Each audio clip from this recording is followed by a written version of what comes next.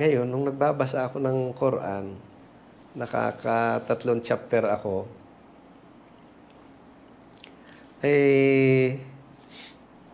yung mga tanong sa akin, nababasa ko na dun eh. Surah Al-Baqarah, Al-Imran, ano yung sunod? Ano yung sunod na surah? Nisa.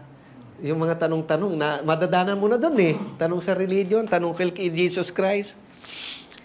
Ngayon, habang nagbabasa pa ako, biglang pumasok sa isip ko, sabi ko, hindi ko pa naisip ang tanong.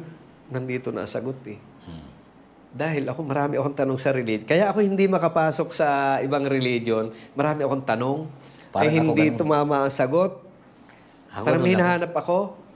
So, kaya nung nagbabasa ako, sabi ko, nagbabasa ako ng Quran, pumasok sa isip ko, sabi ko, wala pa ang tanong hindi pa nakarating sa akin ang tanong. Nabasa ko na dito ang sagot eh.